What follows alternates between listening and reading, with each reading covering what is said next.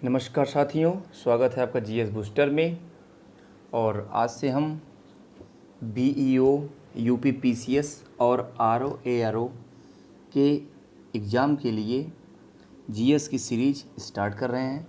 क्योंकि पहले हमने वीडियोज़ बनाए हैं, तो आज हम पॉलिटी में उसके आगे से हम वीडियो स्टार्ट कर रहे हैं। और आज से जो हमारी शुरुआत हो रही है उसमें पहला वीडियो हमारा क्या है, भारत का संवैधानिक विकास। ओके, चलिए तो आइए देखते हैं वीडियो अपने।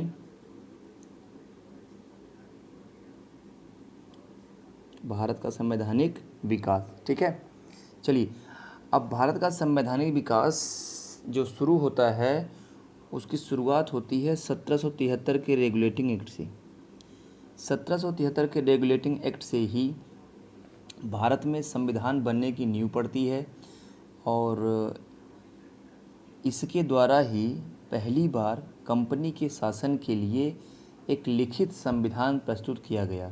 ओके, और इसका उद्देश्य था, जो 1773 का रेगुलेटिंग एक्ट था, इसका मुख्य उद्देश्य क्या था कि इसके माध्यम से ब्रिटिश संसद ईस्ट इंडिया कंपनी पर एक मनचाहा नियंत्रण स्थापित करना चाहती थी, और जो उसमें कुछ कमियां थी वह उसको दूर करना चाहती थी। ओके, तो आइए देखते हैं 1773 का रेगुलेटिंग एक्ट।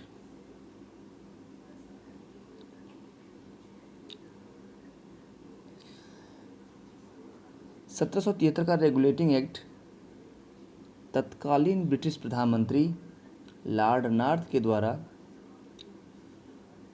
एक गठित गुप्त समिति, जिसे बोलते हैं सीक्रेट कमेटी, तो गठित गुप्त समिति यानी सीक्रेट कमेटी के रिकमेंडेशन पर पारित हुआ। ओके, और इसका उद्देश्य क्या था, मैंने बताया आपको कि कंपनी के कार्यों को भारत और ब्रिटेन दोनों स्थानों पर नियंत्रित करना और कंपनी में व्याप्त दोषों को समाप्त करना। ओके, तो आइए देखते हैं फ्रेंड्स। हम बहुत मेहनत से ये वीडियोस तैयार करते हैं, लगभग एक वीडियो तैयार करने में काफ़ी टाइम जाता है।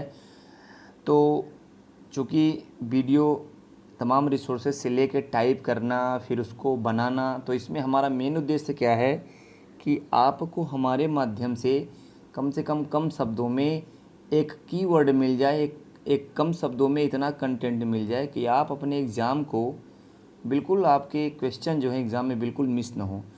तो फ्रेंड्स, वीडियोज़ को लाइक और शेयर करना बिल्कुल मत भूलिएगा, और जितना अधिक से अधिक हो सके इसे आप शेयर करिए, क्योंकि आपके शेयर और आपके जुड़ने से ही, जितना अधिक आप हमसे जुड़ेंगे उतना ही अधिक हमको हौसला मिलेगा, उतनी ही अधिक एनर्जी से हम वीडियोज़ बनाएंगे।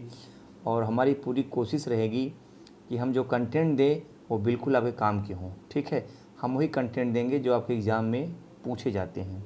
ठीक, तो चलिए देखते हैं 1773 के रेगुलेटिंग में एक 1773 के रेगुलेटिंग एक्ट में क्या क्या प्रावधान किए गए। ओके, चलिए इसमें जो पहला प्रावधान किया गया वह यह कि बंगाल के गवर्नर को बंगाल का गवर्नर जनरल बना दिया गया, और वारेन हेस्टिंग प्रथम गवर्नर जनरल बना। ओके, गवर्नर जनरल की सहायता के लिए 4 सदस्यों की एक परिषद का गठन किया गया। साथ ही साथ बम्बई और मद्रास प्रेसिडेंसियों को भी बंगाल प्रेसिडेंसी के अधीन कर दिया गया। यानी बंगाल का जो गवर्नर जनरल था, बम्बई और मद्रास के गवर्नर उसके अधीन हो गए। ठीक है, अब 26 मार्च 1774 को राजा जॉर्ज तृतीय, सॉरी यहाँ चार्ज हो गया है तो इसको आप जॉर्ज लिख लेंगे। तो 1774 में जॉर्ज तृतीय द्वारा जारी एक चार्टर ऑफ जस्टिस, से याद रखिएगा, कभी कभी पूछता है क्वेश्चन कि किस चार्टर के तहत कलकत्ता में सुप्रीम कोर्ट की स्थापना की गई, तो आपको याद रखना है चार्टर ऑफ जस्टिस किसके द्वारा जारी किया गया, जॉर्ज तृतीय के द्वारा। तो 1774 में जॉर्ज तृतीय के द्वारा जारी चार्टर ऑफ जस्टिस के द्वारा कोलकाता में एक सुप्रीम कोर्ट की स्थापना की गई। यह सुप्रीम कोर्ट कैसा था, एक अभिलेखी न्यायालय था। मतलब यह न्यायालय कैसा था? एक अभिलेखी यानी कोर्ट ऑन रिकॉर्ड न्यायालय था। ओके, तो यह कैसा था? एक अभिलेखी न्यायालय था। इसको भी आपको याद रखना है। और इसके जो प्रथम न्यायाधीश थे, माने मुख्य न्यायाधीश, ध्यान दीजिएगा, मुख्य न्यायाधीश जो थे वह थे एलिजा एम्पे। ओके, और उनके साथ 3 अन्य जजों को भी रखा गया था जिनके नाम थे चेम्बर्स, लेमेस्टर और हाइट। ओके, तो आगे देखते हैं आइए। ठीक है, चलिए आइए देखते हैं। अब आगे इसमें क्या किया गया? रेगुलेटिंग एक्ट के तहत कंपनी के कर्मचारियों को बिना लाइसेंस प्राप्त किए भारत में व्यापार करने पर प्रतिबंधित कर दिया गया। मतलब अब बिना लाइसेंस प्राप्त किए अंग्रेज कर्मचारी निजी व्यापार नहीं कर सकते थे और भारतीयों से उन्हें उपहार लेने और रिश्वत लेने पर भी प्रतिबंधित कर दिया गया। ठीक है, तो यहाँ से भी एक क्वेश्चन आता है कि किस अधिनियम या किस एक्ट के तहत कंपनी के कर्मचारियों को निजी व्यापार पर प्रतिबंध लगाया गया? तो आपको याद होना चाहिए 1773 का रेगुलेटिंग एक्ट। ओके, आगे हम क्वेश्चन भी कराएंगे, तो बिल्कुल आप निश्चिंत रहिए। आप बस केवल इस वीडियो से अपने नोट्स बनाइए और अपने एग्ज़ाम की तैयारी कीजिए, क्योंकि समय बहुत ही कम है और हम डेली जो है अब वीडियोज आपके लिए लाया करेंगे। ठीक है, चलिए आगे क्या हुआ इसमें, आइए देख लेते हैं। अब क्या किया गया कि जो भारतीय राजस्व था तो उसकी जानकारी, नागरिक सेवाओं की जानकारी और सैन्य मामलों की, मतलब कहने का कि भारतीय राजस्व के बारे में, नागरिक मामलों के बारे में और सैन्य मामलों के बारे में जो भी जानकारियां थी, जो भी उनके सूचनाएं थी, अब कंपनी को ब्रिटिश सरकार को देना अनिवार्य कर दिया गया। माने सूचनाओं को ब्रिटेन में सरकार को बताना और उनको सूचित करना अनिवार्य कर दिया गया। ठीक है, तो दूसरी बात, हमने इसी वीडियोज़ में आपका जो गवर्नर जनरल जो हेस्टिंग था उसके कार्यकाल में जितने भी कार्य हुए वो हमने ऐड कर दिए हैं। आगे हम उसको भी देख लेंगे। हम आगे गवर्नर जनरल की जब हिस्ट्री के वीडियोज़ बनाएंगे, या हम जल्दी ही गवर्नर जनरल, जितने भी गवर्नर जनरल थे, वायसराय थे, उनसे जुड़े वीडियो ला देंगे हम, तो वो सारे आपके फैक्ट्स क्लियर हो जाएंगे। बट हमने इसी में गवर्नर जनरल हेस्टिंग के सारे जो कार्य थे उसको जोड़ दिया है। तो आइए ज़रा उसको भी देख लेते हैं। पहले इसकी हम ट्रिक देख लेते हैं। देखिए, ट्रिक अगर आपको याद रहेगी तो शायद आपको याद रहेगा। देखिए ट्रिक क्या है आपकी, आपके वीडियो का जो थंबनेल है, जहाँ पे वीडियो शुरू होता है वहाँ पे मैंने लिख दिया है ट्रिकी, मतलब तो ट्रिक के हिसाब से आप इसको देख लीजिएगा। अब देखिए यहाँ हमने लिख दिया है हेस्टिंग पहला जनरल आया, मतलब पहला गवर्नर जनरल कौन बना? Warren Hasting. Court revenue board बनाया, मतलब कोर्ट की स्थापना हुई, रेवेन्यू बोर्ड यानी राजस्व विभाग की स्थापना किसके कार्यकाल में हुई? वारेन हेस्टिंग के कार्यकाल में। पिट्स विरोधी, इसने क्या किया था वारेन हेस्टिंग ने? इसने पिट्स इंडिया एक्ट जो कि 1784 में आया था उसका विरोध किया था। महाभियोगी, ब्रिटेन में इस पर महाभियोग चलाया गया था। ओके, खोल मदरसा, इसने कलकत्ता में 1781 में एक मदरसा की स्थापना की थी। द्वैध भगाया, इसने रॉबर्ट क्लाइव द्वारा स्थापित द्वैध शासन को समाप्त किया था। ओके, तो ये ट्रिक आप याद रखिएगा। हेस्टिंग पहला जनरल आया, कोर्ट रेवेन्यू बोर्ड बनाया, पिट्स विरोधी, महाभियोगी, खोल मदरसा, द्वैध भगाया। ठीक है, अब आइए देखते हैं वारेन हेस्टिंग के, चलिए देखते हैं इसको। देखिए वारेन हेस्टिंग कार्यकाल क्या था? 1774 से 1785। ओके, यह क्या था? बंगाल का प्रथम गवर्नर जनरल। ओके, अब आइए देखते हैं कि 1773 के रेगुलेटिंग एक्ट के तहत क्या किया गया।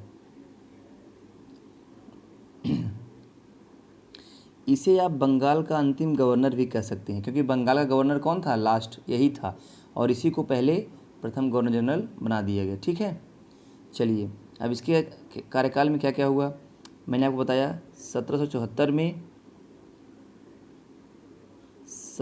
में कलकत्ता में एक सुप्रीम कोर्ट की स्थापना की गई। ठीक है, दूसरा राजस्व विभाग की स्थापना की, मैंने आपसे बताया कि रेवेन्यू बोर्ड बनाया। ओके, राजस्व विभाग की स्थापना की गई। इसने दीवानी और फौजदारी न्यायालय की भी स्थापना की, मतलब इसने बंगाल के जितने भी ज़िले थे तो उसमें इसने दीवानी और फौजदारी न्यायालय की स्थापना की। आज आप देखते हैं कि जो दीवानी और फौजदारी न्यायालय चलते हैं वो किसकी देन है? इसी की, किसकी? वारेन हेस्टिंग की। तो इसे हम भारत में न्यायिक सेवा का जन्मदाता, यहाँ देखिए मैंने ऐड कर दिया है, भारत में न्यायिक सेवा का जन्मदाता कौन था? Warren Hasting. ये सारे आपके पॉइंट ऑफ व्यू क्वेश्चन के हैं, ध्यान दीजिएगा, सभी क्वेश्चन बनेंगे इससे। तो भारत में दीवानी और फौजदारी न्यायालय की स्थापना किसने की? वारेन हेस्टिंग ने। द्वैध शासन को समाप्त किया।